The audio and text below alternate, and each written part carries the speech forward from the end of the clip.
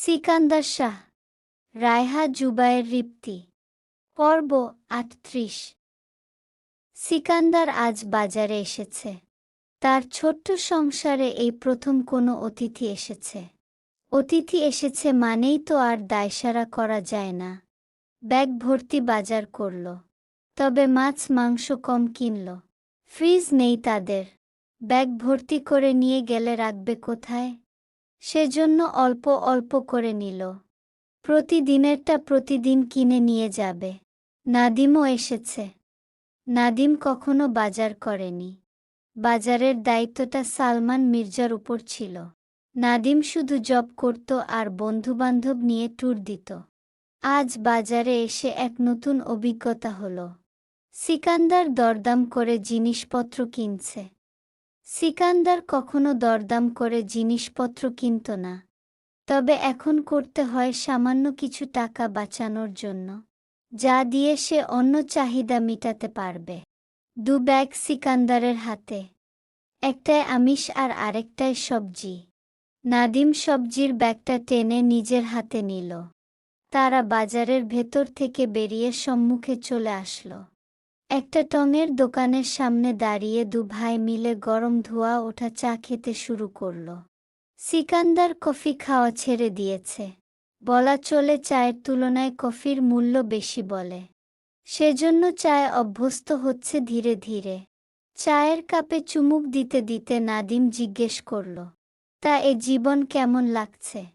সিকান্দার চায়ের কাপটা 2 পায়ের মাঝখানে নামিয়ে স্মিত হেসে বলল, চমৎকার।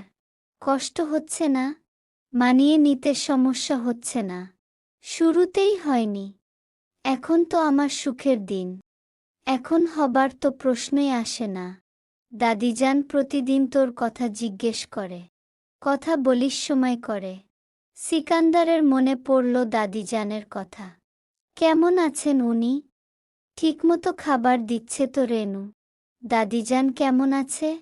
রেনুর কি খবর? ওর ভাইটা সুস্থ এখন?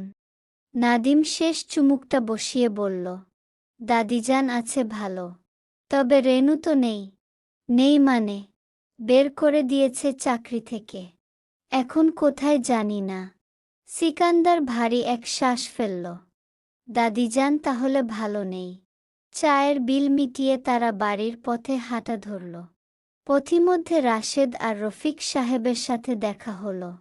অপরিচিত নাদিমকে দেখে রাশেদ বলল, কই গেছিলেন বাজারে? তা এইডা কেডা, চিনলাম না তো। আমার চাচাতো ভাই বেড়াতে এসেছে। রাশেদ তেচরা চোখে নাদিমের দিকে একবার তাকিয়ে বলল, ও হামনের আবার আত্মীয় আছে, জানতাম না তো। সিকান্দার জবাব দিল না, প্রশ্ন পাল্টে বলল, তোমরা আজ আমার বাড়িতে এসো রাশেদ চাচা, আপনারাও। চাচিকে দুপুরে রান্না করতে মানা করো। বলো আজকের দুপুরের খানা আমার পক্ষ থেকে। না করবে না তাহলে রাগ করব। আইচ্ছা আম্মারে কমুনি। রইদ মেলা, আমনে বাড়ি যান দেখি। কালা হইয়া যাইবেন গা। আমনের গায়ের রং মেলা সুন্দর। সিকান্দার শেষের কথা শুনে হাসল। গ্রামের সহজ সরল রাশেদ, মনে কোনো প্যাচগোছ নেই। কি চমৎকার মানুষ। সিকান্দার আর দাঁড়াল না, বাড়ির পথে হাঁটা ধরল। নাদিম বাড়ি ফিরেই আগে গোসল সেরেছে, তারপর রুমে চুপচাপ বসে আছে। সিকান্দার মুন তাহার কাছে ব্যাগপত্রটা রাখল। মুন তাহা রান্নাঘরে ছিল, আদা রসুন বাটছিল। সিকান্দারের খারাপ লাগল। মনে মনে ভাবল কারেন্ট আসলেই সিকান্দার সবকিছু কিনবে মুন তাহার জন্য। ব্লেন্ডার থেকে শুরু করে ফ্রিজ, চুলা, ওয়াশিং মেশিন, প্রয়োজন হলে মাটির ঘরেই এসিও লাগাবে। মুন তাহার আদা রসুন জিরা মশলা বাটা শেষ। বাজারের থলি থেকে সব বের করে দেখল। গরুর মাংস, একটা দেশি মোরগ, চিংড়ি মাছ, বড় মাছ আছে। সাথে সবজি, বাসমতি চাল আর দই, মিষ্টি, দুধ, চিনি, সেমাই, সালাদের জন্য লেবু, শসা। ইলার আম্মা মুরগি পরিষ্কার করতে বসল। একা হাতে একটা এত কিছু কিভাবে করবে? ইলা অবশ্য এসব কিছু পারে না, তার মা করতে দেয়নি কখনো। নিজের এই অপারগতার জন্য আজ খুব খারাপ লাগছে। সিকান্দার রান্নাঘরে ঢুকল।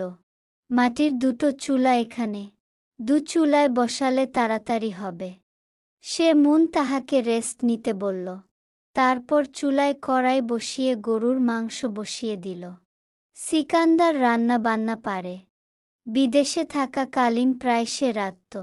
সবসময় তো আর বাহিরে খাবার খাওয়া যেত না, আর সেখানে বাঙালি রান্নার লোক পাওয়াটাও তো কঠিন ব্যাপার ছিল। সেজন্য সে ইউটিউব বা দাদিজানকে ফোনে রেখে শিখত। আরও একটা কারণ ছিল শেখার, সেটা হলো তাহা। তার ইচ্ছে শুরু থেকেই যে সে তাহাকে রানীর মতো করে রাখবে। অবশ্য সেটা কতটুকু রাখতে পারছে তা মহান আল্লাহ তাআলাই ভালো বলতে পারবে। সে আরেক চুলায় দুধ বসালো। সেমাই রাঁধবে। সেমাই রাঁধা হলে গরম চুলায় বাসমতির চাল বসালো। তাহা অবশ্য যায়নি। সে ইলার মায়ের সাথে এতক্ষণ মুরগি পরিষ্কার করল। কেটে দিলে তাহা কলপারে গিয়ে ধুয়ে এনে দেখল গরুর মাংস প্রায় হবার পথে। তাহাকে দেখে সিকান্দার পিড়ি এগিয়ে দিল। তাহা বসল এবং মুগ্ধ হয়ে তাকিয়ে রইল স্বামীর পানে।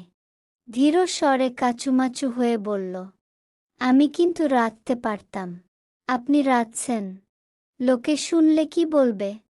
ইলার আম্মু কি ভাবছে আল্লাহই জানে। যে যা ভাবার ভাবুক, লোকের ভাবাভাবির সময় রয়েছে, আমার শোনার সময় নেই। আমি আপনাকে কথা দিয়েছিলাম, আপনাকে আমি রাঁধতে দিব না।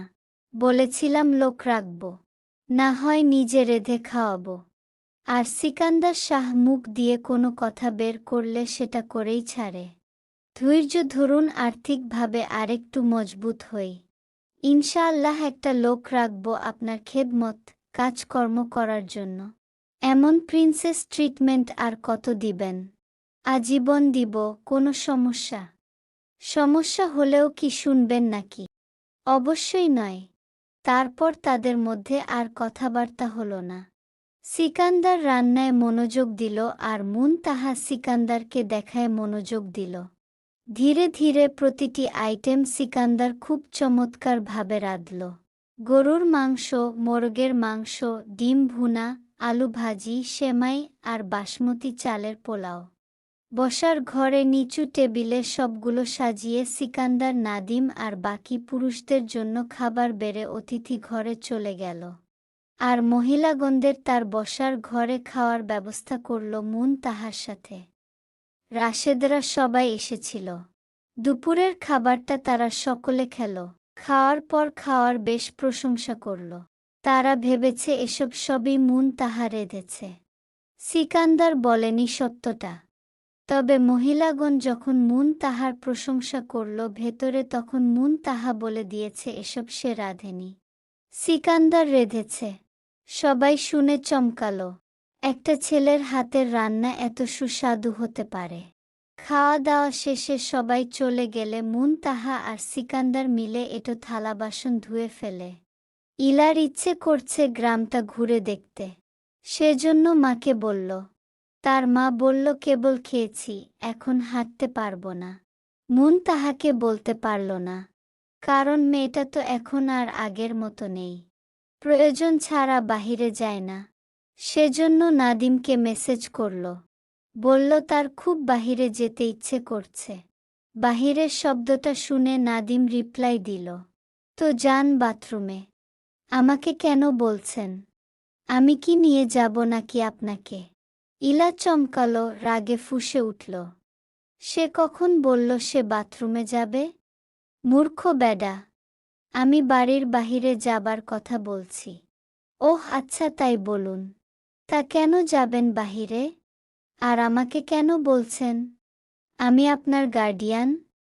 আম্মুকে প্রথমে বলছিলাম, তিনি যেতে পারবে না, তাই আপনাকে বলছি।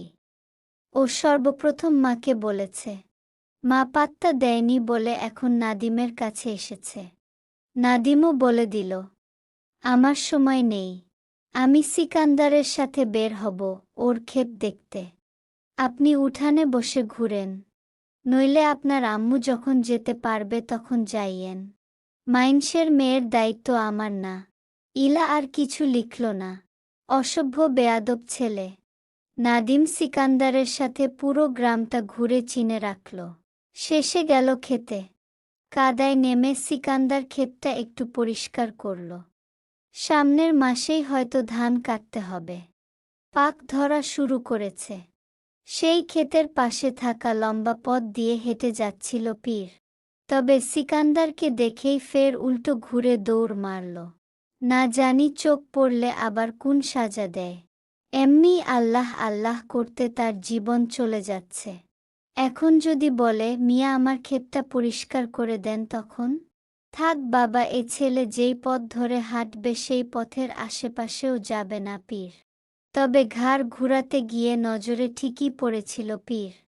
সিকান্দার তার দৌড় দেখে হেসে ফেলল। তারপর ক্ষেতের পাশে থাকা ঢিপ মেশিন থেকে হাত পা ধুয়ে বাড়ির পথে হাঁটা ধরল।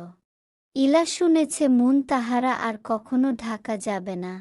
এখানেই একটা প্রাইভেট বিশ্ববিদ্যালয়ে ভর্তি হয়েছে মেয়েটা। সব শুনে মন খারাপ হলেও ভালো লাগলো তারা সুখে আছে। সন্ধ্যার পরপর একটু বাহিরে আসলো। বাড়ির সামনে দিয়েই হাঁটাহাঁটি করল। নেট নাই ফোনে। সিকান্দার আর নাদিমকে আসতে দেখে দরজার সামনে থেকে সরে গেল। সিকান্দার ভেতরে ঢুকে গেল। নাদিম যায়নি। সে এগিয়ে গিয়ে পাশে দাঁড়ালো। ইলা একবার পাশ ফিরে তাকিয়ে তারপর বাড়ির পাশে থাকা নদীটার সামনে গিয়ে বসল। নাদিমও বসল। কি চমৎকার এক জায়গায় ঘর বানিয়েছে সিকান্দার।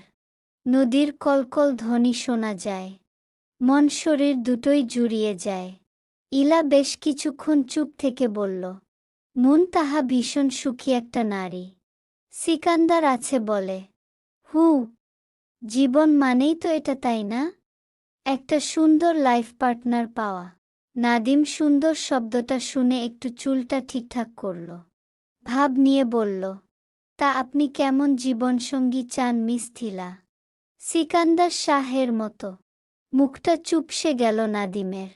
ইলা ঘাড় ঘুরিয়ে বলল, আপনি কেমন জীবনসঙ্গী চান?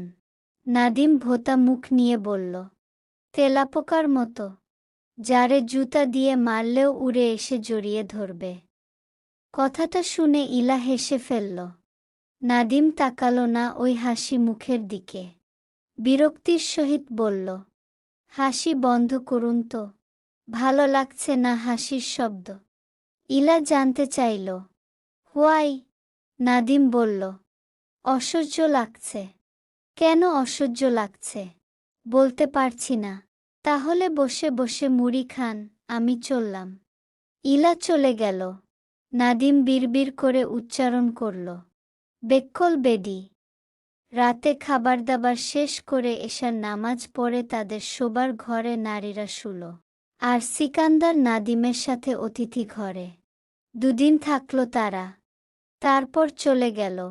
নাদিমরা চলে যাওয়ার পরপরই ধান কাটার মৌসুমে সিকান্দারের ব্যস্ততা যেন কয়েক গুণ বেড়ে গেছে। ভোরের আজান শেষ হওয়ার আগেই মাঠে লোকজন জড়ো হয়ে যায়। কেউ ধান কাটে, কেউ আটি বাঁধে, কেউ আবার কাঁধে করে সেগুলো উঠানে এনে স্তূপ করে রাখে। এই শ্রমিকদের মধ্যেই ছিল বছর 22-23-এর এক যুবক, নাম রায়হান। ছেলেটা পরিশ্রমী। সকাল থেকে সন্ধ্যা পর্যন্ত মাথার ঘাম পায়ে ফেলে কাজ করে। সিকান্দার তাকে ধান উঠানোর কাজে রেখেছে। শক্ত সমর্থ শরীর, কাজে কোনো ফাঁকি নেই। কিন্তু একটা ব্যাপার সিকান্দারের চোখে পড়ে গেল। তা হলো ছেলেটার নামাজের প্রতি অনেকটা অনীহা রয়েছে। যেমন আজান হলে সবাই যে যার মতো নামাজের জন্য চলে যায়। সবাই যায় না, তবে অনেকাংশই যায়। তাদের মধ্যে রায়হান একজন। সে নামাজের সময়ও ধানের আটি কাঁধে নিয়ে ছুটে। সিকান্দার তাকে মসজিদে যাওয়ার আগ দিয়ে ডাক দেয়। রায়হান আসছি বলে আর আসে না। প্রথম দিন সিকান্দার কিছু বলল না। দ্বিতীয় দিনও না। তৃতীয় দিন আসরের আজান হলো। রায়হান তখনও ধান টেনে নিয়ে আসছে। সিকান্দার দূর থেকে কিছুক্ষণ তাকিয়ে রইল। তারপর কাছে গিয়ে বলল, রায়হান। ছেলেটা ঘাম মুছতে মুছতে বলল, জি ভাইজান, তোমাকে প্রতিবার নামাজের জন্য ডাকি। তুমি আসো না কেন? তুমি কি নামাজ পড়ো না? রায়হান একটু থমকে গেল। তারপর কাঁধের ধানের আটিটা নামিয়ে বলল, পড়ি তো। আমি তো একদিনও পড়তে দেখলাম না।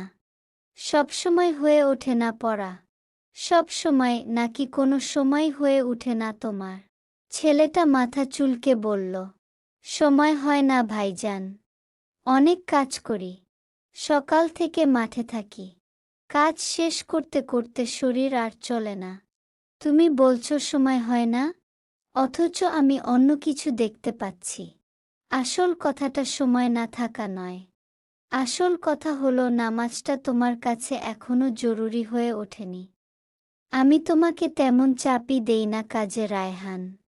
তাই সময় বা কাজের বাহানা দিবে না, খবরদার। সত্যি কথা বলমু। মিথ্যা কেন বলবে? আমার আসলে পড়তে মন চায় না নামাজ। কাইল থেকে পড়মু। কেন? কি সমস্যা নামাজে? তুমি খাওয়ার জন্য, ঘুমানোর জন্য, কাজ করার জন্য সময় বের করতে পারো, তাহলে 5 ওয়াক্ত নামাজের জন্য কেন সময় বের করতে পারো না? নামাজটা পরে পড়ব।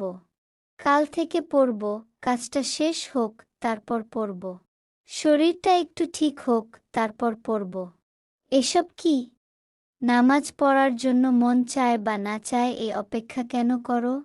মন চাইলে নামাজ পড়ব এই কথাটা শয়তানের সবচেয়ে সুন্দর অজুহাতগুলোর একটা।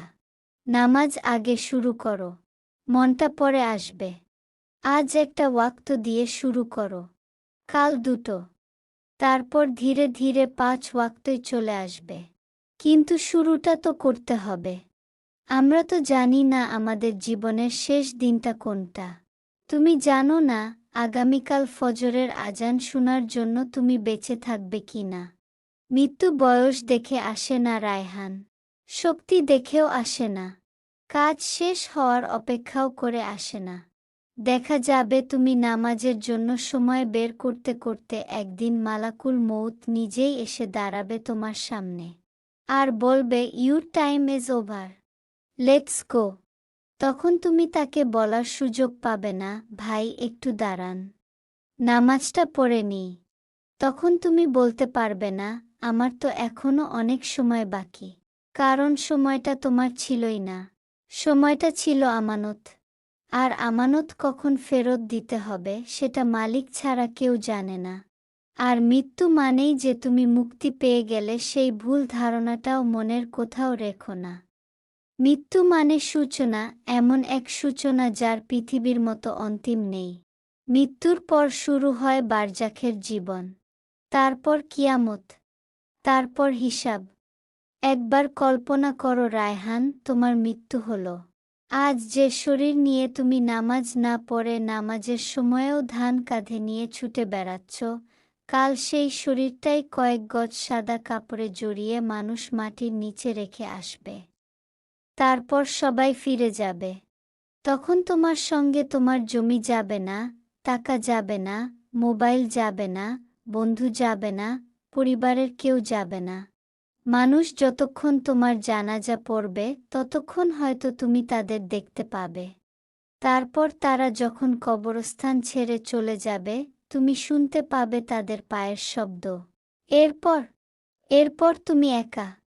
তোমাকে প্রশ্ন করা হবে, তোমার রব কে? তোমার দিন কি? তোমার নবী কে? এখন তুমি এসবের উত্তর জানো, কিন্তু তখন এই জানা প্রশ্নের উত্তরগুলো দিতে পারবে না। কারণ জবান তখন সেই কথাই বলবে যে বিশ্বাস নিয়ে তুমি জীবন কাটিয়েছ। তখন তোমার জন্য কবরের আযাব শুরু হবে। জাহান্নামের দিকে একটি দরজা খুলে দেওয়া হবে। সেখান থেকে তোমার কাছে উত্তাপ ও দহনকারী বাতাস আসতে থাকবে। তোমার কবরকে এমনভাবে সংকুচিত করা হবে যে তোমার পাঁজরের হাড়গুলো একে অপরের সঙ্গে মিশে যাবে। তারপর তোমার জন্য এমন একজন ফেরেশতা নিযুক্ত করা হবে যার হাতে থাকবে লোহার হাতুড়ি। সেই হাতুড়ি দিয়ে তোমার মাথায় আঘাত করা হবে। এমন আঘাত যার শব্দ মানুষ ও জিন ছাড়া পূর্ব পশ্চিমের সব সৃষ্টি শুনতে পাবে। তারপর আবার তোমাকে উঠানো হবে। আবার শাস্তি, আবার আঘাত, আবার সেই ভয়াবহতা, যতক্ষণ না কিয়ামত প্রতিষ্ঠিত হয়। কবরের আযাবের ভয় থেকে রাসূলুল্লাহ সাল্লাল্লাহু আলাইহি ওয়াসাল্লাম নিজেও আল্লাহর কাছে আশ্রয় চাইতেন। নামাজের মধ্যে তিনি কবরের আযাব থেকে আশ্রয় চাইতেন। তাহলে আমরা কারা যে কবরকে ভয় করব না? আমরা তো এমন মানুষ যারা গুনাহ করি, ভুল করি, নামাজ ফেলে রাখি, তওবা পিছিয়ে দিই, তারপরও মনে করি আমাদের হাতে অনেক সময় আছে। কি নাদান মানুষ আমরা, তাই না? একসময় কবরের সেই জীবন শেষ হবে কিয়ামতের দিন। কিন্তু শাস্তি সেখানেই শেষ হয়ে যাবে না। কবরের পর অপেক্ষা করবে আরও ভয়াবহ একদিন, হাসরের দিন। সেদিন মানুষ কবর থেকে উঠে দাঁড়াবে। সবাই এক জায়গায় জমা হবে। সূর্য অত্যন্ত কাছে চলে আসবে। মানুষ নিজের ঘামে ডুবে যাবে। কারো ঘাম পায়ের গোড়ালি পর্যন্ত, কারো হাঁটু পর্যন্ত, কারো কোমর পর্যন্ত, আবার কারো ঘাম মুখ পর্যন্ত পৌঁছে যাবে। মানুষ তখন নিজের হিসাব নিয়ে আতঙ্কে থাকবে। তারপর আমল নামা খুলবে। জীবনের প্রতিটি কাজ সামনে আসবে। এমন কিছুই বাদ যাবে না যা তুমি ভুলে গিয়েছিলে। তারপর যদি পরিণতি জাহান্নাম হয়, তখন আর কবরের মতো অন্ধকার মাটির কয়েক হাত নিচে থাকা নয়। তখন আগুনের সামনে দাঁড়াতে হবে।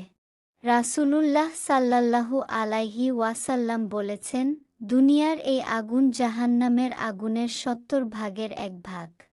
আমরা যে আগুনের তাপ পৃথিবীতে সহ্য করতে পারি না, সেই আগুন যদি জাহান্নামের আগুনের মাত্র ১ অংশ হয়, তাহলে বাকি আগুনের ভয়াবহতা কেমন? জাহান্নামে শরীর পুড়বে, চামড়া পুড়ে যাবে। আর চামড়া পুড়ে গেলে নতুন চামড়া দেয়া হবে, যাতে শাস্তি অনুভব করা যায়।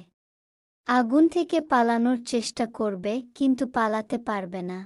তৃষ্ণায় গলা শুকিয়ে যাবে। পানি চাইবে, কিন্তু সেখানে যে পানীয় দেওয়া হবে তা শান্তি দেবে না। কুরআনে এসেছে, এমন ফুটন্ত পানি দেওয়া হবে যা তাদের নাড়িভুড়ি ছিন্নভিন্ন করে দেবে। দুনিয়াতে ১ ফোঁটা গরম পানি জিহ্বায় পড়লে আমরা চিৎকার করি। সেখানে ফুটন্ত পানি শরীরের ভেতর ঢুকবে। খাবার চাইবে। তখন এমন খাবার দেওয়া হবে যা গলায় আটকে যাবে, উপকার করবে না, ক্ষুধাও দূর করবে না। আবার খেতে হবে। আবার সেই কষ্ট, সেখানে মৃত্যুকে ডাকা হবে। কিন্তু মৃত্যু এসে মুক্তি দেবে না। মানুষ চাইবে শেষ হয়ে যাক সবকিছু। কিন্তু শেষ হবে না। জাহান্নামে চিৎকার করেও মুক্তি পাবে না। সেখানে আফসোস থাকবে। এমন আফসোস যে আফসোসের কোনো মূল্য থাকবে না। তখন তুমি বলবে, আমাকে পৃথিবীতে ফিরিয়ে দিন। আমি ভালো হয়ে যাব। নামাজ পড়ব। তওবা করব। মানুষের হক নষ্ট করব না। হারাম থেকে বাঁচব। কিন্তু সেই সময়ের অনুরোধ গ্রহণ করার সুযোগ থাকবে না। কারণ দুনিয়ায় ছিল আমলের জায়গা। মৃত্যুর পর আর আমল করার জায়গা বা সুযোগ কোনোটিই নেই।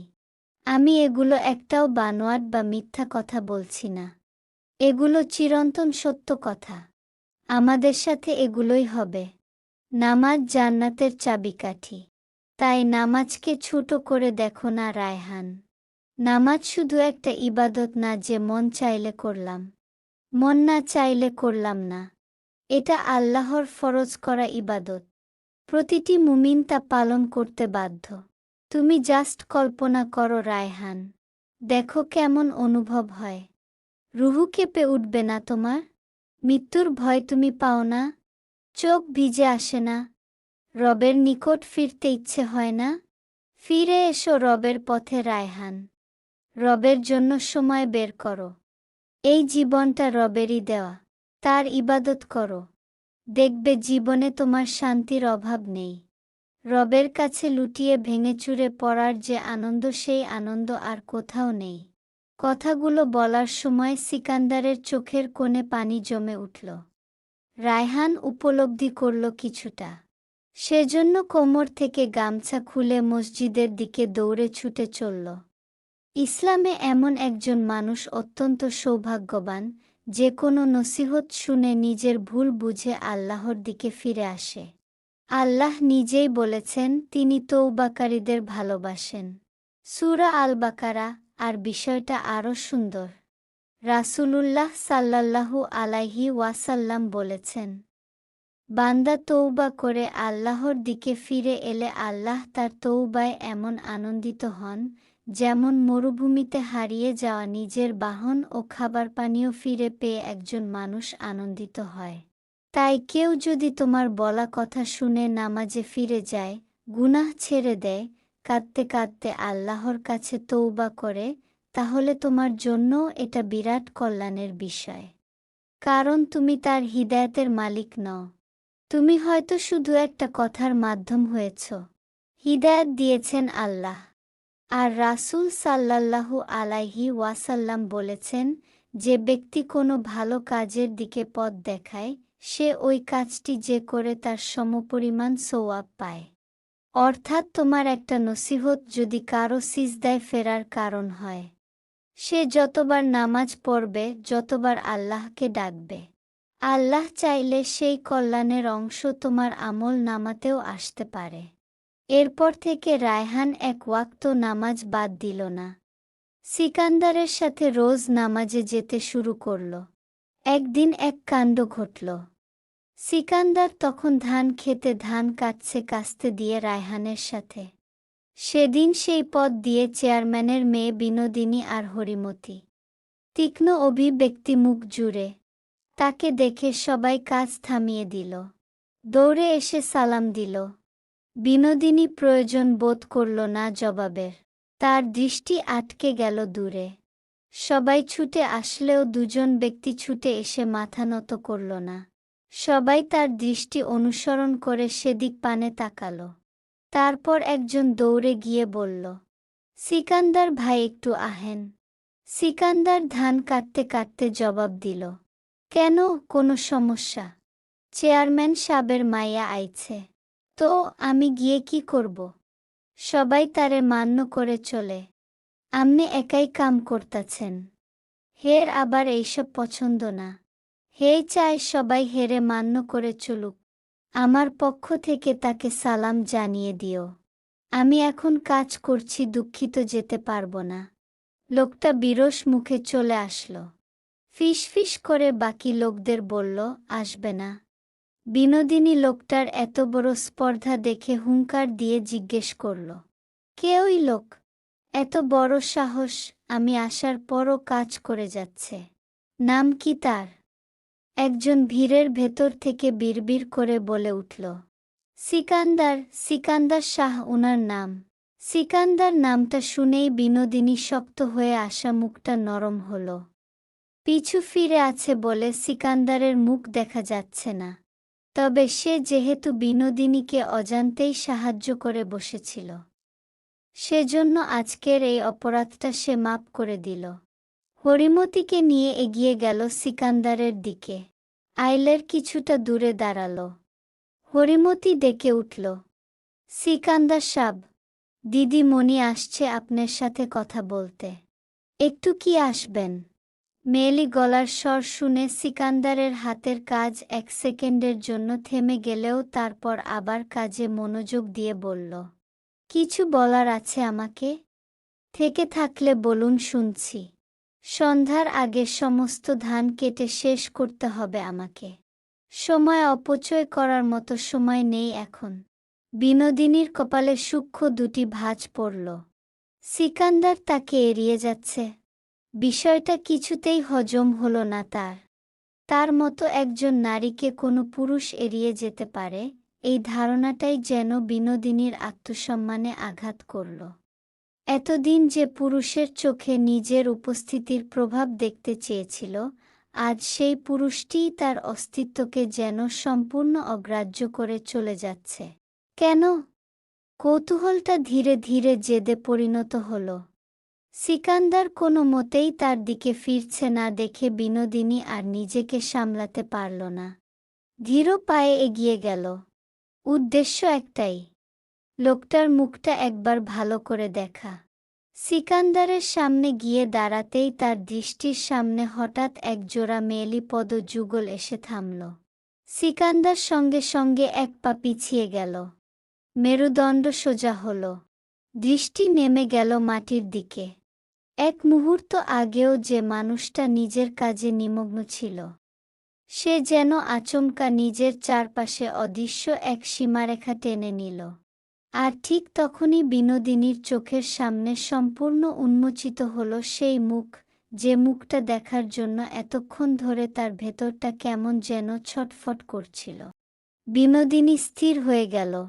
এমন পুরুষ সে আগে কখনো দেখেনি। চেহারায় অদ্ভুত এক প্রশান্তি, মুখের রেখায় দৃঢ়তা, অথচ সেই দৃঢ়তার ভেতরেই এমন এক কোমলতা যা চোখ সরিয়ে নেওয়া কঠিন করে দেয়। চমৎকার এক পুরুষালী অবয়ব, সুঠাম দেহ, টানটান মেরুদণ্ড আর মুখ জুড়ে এমন এক নূর যা ভাষায় প্রকাশ করা অসম্ভব। বিনোদিনী অনিচ্ছা সত্ত্বেও এক মুহূর্তের জন্য চোখ ফেরাতে পারল না। এই তবে সিকান্দার শাহ, এই সেই পুরুষ যে তাকে দেখেও দেখেনি, যে তার উপস্থিতির দিকে একবারও ফিরেও তাকায়নি। অথচ সামনে দাঁড়িয়ে তাকে দেখে বিনোদিনীর নিজেরই যেন বিশ্বাস হচ্ছিল না। একজন পুরুষ এতটা সুদর্শন হতে পারে। তার বুকের ভেতর অচেনা এক অস্বস্তি হল। যে পুরুষকে নিজের দিকে তাকাতে বাধ্য করার অভ্যাস তার ছিল, সেই পুরুষই আজ তার দিকে তাকাচ্ছে না, বরং বিনোদিনীর উপস্থিতি টের পেয়েই দূরত্ব তৈরি করছে। এটাই যেন তাকে আরও বেশি করে সিকান্দারের দিকে টেনে নিল। বিনোদিনীর চোখে তখন বিস্ময়ের সঙ্গে মিশে গেল একরাশ আগ্রহ। এই প্রথম কোনো পুরুষ তার সৌন্দর্যকে উপেক্ষা করল। আর সেই উপেক্ষাটাই কেন যেন তার কাছে সিকান্দারকে অন্য সব পুরুষের চেয়ে আরও বেশি আকর্ষণীয় করে তুলল। বিনোদিনীর দৃষ্টি যে তার উপর স্থির হয়ে আছে সেটা সিকান্দারের বুঝতে বাকি রইল না। কিন্তু বুঝেও সে কোনো প্রতিক্রিয়া দেখাল না। মেয়েটার দিকে তাকানোর প্রয়োজন বোধটুকুও করল না। সে দেখতে কেমন, কি জন্য সামনে এসে দাঁড়াল, কোনো কিছুর প্রতি সিকান্দারের এক বিন্দু আগ্রহও নেই। পাশ কাটিয়ে যাওয়ার সময় শুধু একবার নিজের পায়ের দিকে তাকিয়ে নিল। তারপর কোনো কথা না বলেই কাস্তে হাতে নিয়ে হাঁটা ধরল বাড়ির দিকে। আর রায়হানকে বলল বাড়ি চলে যেতে, কাল আসতে। আজকের কাজ এই অবধি। বিনোদিনী পেছন থেকে তাকিয়ে রইল। একবারও ফিরল না সিকান্দার। যেন বিনোদিনী নামে কেউ তার সামনে দাঁড়িয়েই ছিল না। বিনোদিনীর বুকের ভেতরটা কেমন করে উঠল।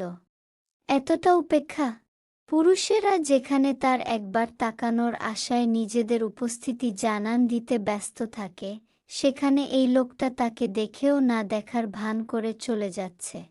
আর সিকান্দার, সে ততক্ষণে বাড়ির উঠোনে পা রেখে দিয়েছে। পেছনে কে দাঁড়িয়ে রইল, কে তাকিয়ে রইল, কে কি ভাবল, এসব নিয়ে তার মাথা ব্যথা নেই। তার মাথায় এখন কেবল মুনতাহা। বাড়িতে ঢুকেই প্রথমে মুনতাহাকে খুঁজল সে।